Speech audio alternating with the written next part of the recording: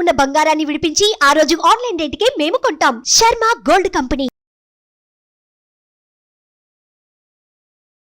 నమస్తే, welcome to Suman TV. నేను మీ యామ్ని. ప్రస్తుతం మనతో ఉన్నారు ప్రముఖ ఆధ్యాత్మికవేత్త, ప్రముఖ జ్యోతిష వాస్తు పండితులు, బ్రహ్మశ్రీ డాక్టర్ నాయకంటి మల్లికార్జున శర్మ గారు ఉన్నారు. గురుగారితో మనం మాట్లాడదాం.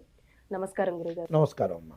గురుగారు, ఇప్పుడు కుజుడు శుక్రుడు శని కలయిక వల్ల అసలు ధనుస్సు రాశి వారికి ఏ విధంగా ఉంటుందండి? తప్పకుండా అమ్మా. ఓం శ్రీ గురుభ్యో నమః.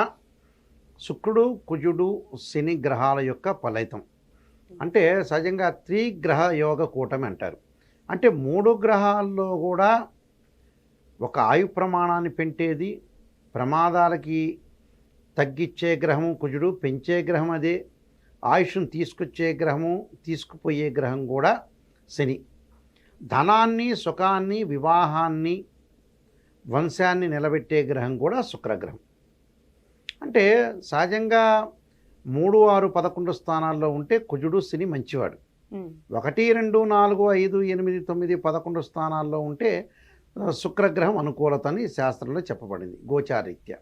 మరి ఈ 3 గ్రహాలు శని సొంత రాశిలో కుంభరాశిలోకి ఉండటం, అలానే ఇక్కడ ఏదైతే కుజ శుక్రుల యొక్క కలయిక శని యొక్క కాంబినేషన్ వల్ల ఏ విధంగా ఉండబోతుంది గోచారంలో అనంటే, ధనస్సు రాశి వాళ్ళకు వచ్చేటప్పటికల్లా తృతీయ స్థానంలో కుజుడు యొక్క సంచారం అనేది చాలా అనుకూలమైన ఫలితం జరిగే అవకాశం ఉంటుంది. అంటే ఏమవుతుంది ఇక్కడ మనకి 3వ స్థానంలో కుజుడు వల్ల మంచి ప్రయత్నాలు సాగించే అవకాశం ఎక్కువ ఉంటుంది.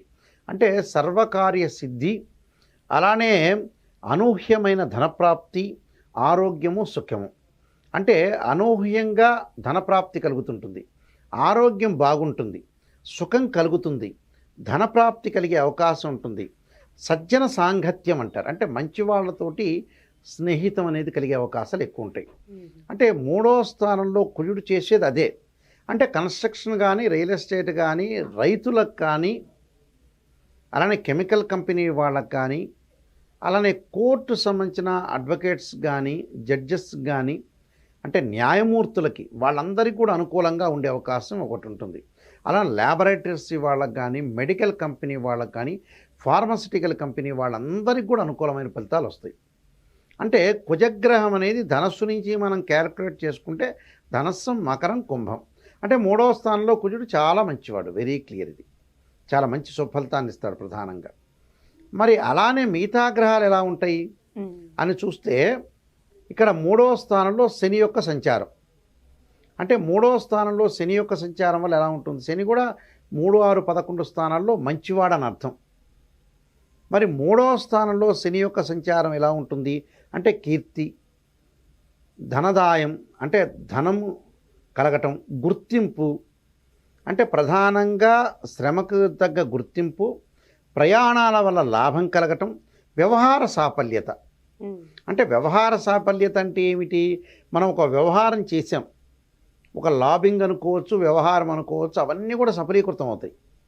ప్రయాణాల్లో సుప్రసిద్ధ వ్యక్తులతో కలయిక, ఆ ప్రయాణం వల్ల మంచి స్నేహితులు ఏర్పడటం, మనకి వ్యాపార భాగస్వామ్యం లాభం కలగటం, వాళ్ళతో పాటు ఉద్యోగ ప్రయత్నాలు కూడా సఫలీకృతం అవుతాయి. అంటే ప్రయాణాల వల్ల ఏదో ఒక లాభం కలుగుతుంది. మనం ఎంతైతే పని చేస్తామో ఆ పనికి తగ్గట్టుగా శ్రమకి గుర్తింపు వస్తుంది, అంటే రికగ్నైజ్డ్. అంటే గతంలో ఏదైతే గుర్తింపు లేదు, ఈ కాంబినేషన్ తోటి వాళ్ళకి గుర్తింపు వస్తుంది. కొంతమంది వ్యక్తులు గుర్తించరు, ఏమిటి నెగ్లెక్ట్ చేస్తుంటారు. కానీ వాళ్ళకి గుర్తింపు రావాలి, గుర్తింపు వస్తే యాక్టివ్నెస్గా పనిచేస్తామని అర్థం. అంటే ఒక వ్యక్తి చేసే గుర్తింపుకి చాలా ఇంపార్టెంట్గా వాల్యూ ఇస్తారు.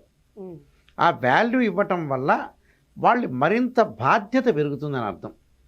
ఆ మరింత బాధ్యత పెరిగింది అంటే వాళ్ళ పని మీద ఏదైతే ఒక బాధ్యత పెట్టారు అని అంటే వాళ్ళకి ఇంకా బాధ్యత రోజు రోజుకి పెరిగింది,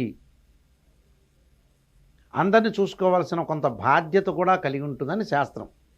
అందువల్ల ఇక్కడ శనిగ్రహం వల్ల కూడా ఆరోగ్యపరంగా ఇబ్బందులు లేకుండా ఉంటుంది.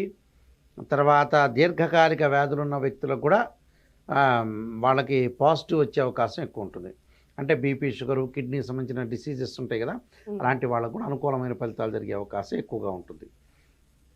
అలానే ధనుస్సు రాశి వాళ్ళకు వచ్చేటప్పటికల్లా మరి తృతీయ స్థానంలో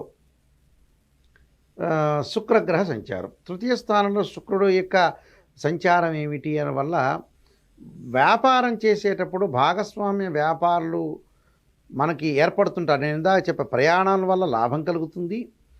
లాభంతో పాటు కూడా కొంతమంది భాగస్వామ్య వ్యాపారులు కూడా వస్తారని చెప్పే కదా. ఆ భాగస్వామ్య వ్యాపారం ఆచితూచి అడుగు వేసి ముందుకు వెళ్ళాలంటాడు తృతీయ స్థానంలో. అంటే ఎవరినైనా సరే పూర్తిగా నమ్మొచ్చు, నమ్మకూడదని కాదు. కానీ ఈ కాలంలో వచ్చిన మన గ్రహస్థితి బాగలేదంటే నమ్మినట్టు మాత్రం నటించాలి. పరిపూర్ణంగా నమ్మకూడదు, నమ్మినట్టు మాత్రం నటించాలి. లేకపోతే వీళ్ళకి నష్టం జరిగే అవకాశం ఒకటి ఉంటుంది. ఎంతో కొంత ధనాన్ని పోగొట్టుకుంటారు. అంటే వ్యాపార భాగస్వామ్యం చేయొచ్చు, కానీ వాళ్ళని పరిపూర్ణంగా కంప్లీట్గా నమ్మకూడదు. అలానే ప్రయాణం చేసేటప్పుడు కూడా వ్యయ ప్రయాసాలు అంటారు. కొంత హార్డ్గా వెళుతూ ఉంటాడు. అలానే కొన్ని పనులన్నీ కూడా వ్యవహార పనులు జరుగుతూ ఉంటాయి. కొన్ని ఏదైతే వీళ్ళకి ఇష్టం లేని పనులు కూడా ప్రోత్సాహంతో ఒకళ్ళు చెప్తుంటే అవి జరగవు, కార్యహాని అని అర్థం. అంటే అనుకున్న పనులు సక్సెస్ అవుతాయి, కానీ కొన్ని పనులు వాళ్ళకి ఇష్టం లేని పనులు జరగవు. అదొకటి. అయితే ఏంటంటే ఉద్యోగ ప్రయత్నాలు, విదేశాలకు వెళ్ళటం, వివాహ ప్రయత్నాలు సఫలీకృతం కావటం, అనుకున్న అకాల భోజనం అంటే సమయానికి భోజనం చేయలేకపోవటం, గ్యాస్ సంబంధించిన ట్రబుల్స్ రావటం. అయితే గ్యాస్ ఒకటే వస్తుంది, దీర్ఘకాలిక వ్యాధులు మటుకు తగ్గుతాయి, అలాంటి ప్రాబ్లం లేదు. అయితే ఏంటంటే ప్రత్యేకంగా వీళ్ళకి ఒక గ్రహం అనేది మధ్యలో బాగలేదు కాబట్టి శుక్రగ్రహం యొక్క దోషాన్ని పరిహారం చేసుకోవాలి. శుక్రగ్రహం యొక్క దోష పరిహారం చేయాలంటే వివాహం కానీ స్త్రీ పురుషులు కానీ మిగతా వాళ్ళు కానీ పాదరసపు లక్ష్మీదేవి ఉంటారు. ఆ పాదరసపు లక్ష్మీదేవిని భక్తి శ్రద్ధలతో కొలవాలి. అంటే గులాబీ పూలతోటి లక్ష్మీ అష్టోత్తరంతో పూజ చేయటం మంచి శుక్రవారం రోజున. అప్పుడు వివాహ ప్రయత్నాలు సఫలీకృతం కావటం, భార్యాభర్తల మధ్యలో మనస్పర్ధలు లేకుండా దాంపత్య సుఖము, సంతానం కలగటానికి ఆస్కారం అనేది ఒకటి ఉంటుంది. అంటే పాదరసపు లక్ష్మీదేవిని భక్తి శ్రద్ధలతో కొలిస్తే మంచి పనులు జరిగే అవకాశం ఖచ్చితంగా ఉంటుంది. చాలా చక్కగా తెలియజేస్తారండి. ధన్యవాదాలు. నమస్కారం అండి.